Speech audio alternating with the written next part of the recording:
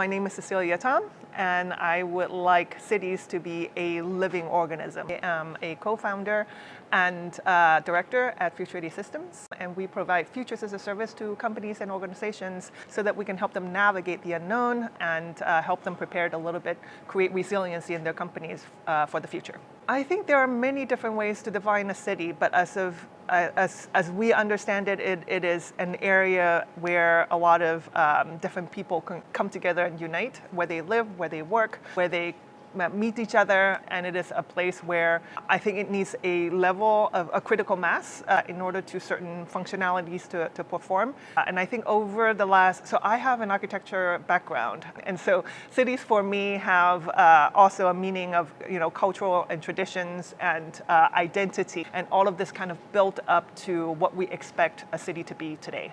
I think one of the main challenges that cities are confronting today is that because of such high number of citizens and because it is so dense, more often than not it is not very efficient. There's a lot of waste, there is very low level of sustainability, there is a lot of inefficiencies, especially around how different elements are arriving, such as goods, such as energy use, such as a lot of different areas. So one of my interests is that how can we create this optimizations in cities? How can we create on all levels in terms of energy, in terms of goods and products, in terms of even knowledge, right? And this is one thing that I'm really interested in.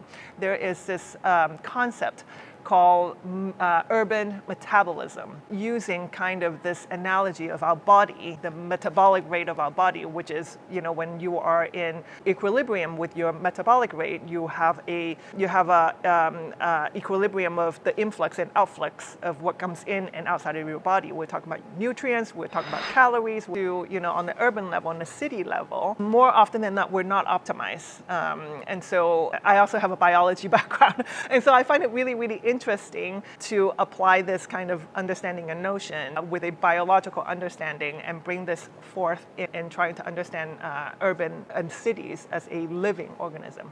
So let's start talking about on the local level, right? And let's continue with this analogy of the urban metabolism. And one of the things that I think, every time when you're talking about futures, you have to think about what horizon. Are we talking about 5 years, 10 years, 15 years? But let's assume that, let's think far ahead, 20 years from now and 25 years from now. And let's assume that one of the technology that I think is very promising is autonomous vehicles.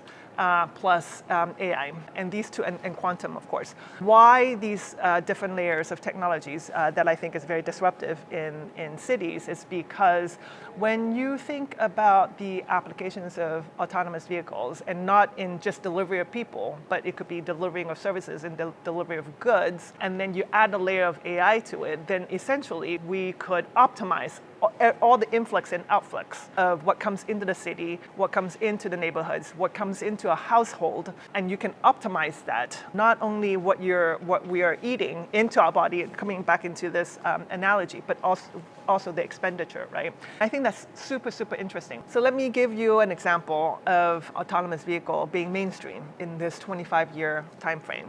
And we have these autonomous vehicles that could make deliveries of goods and services, right?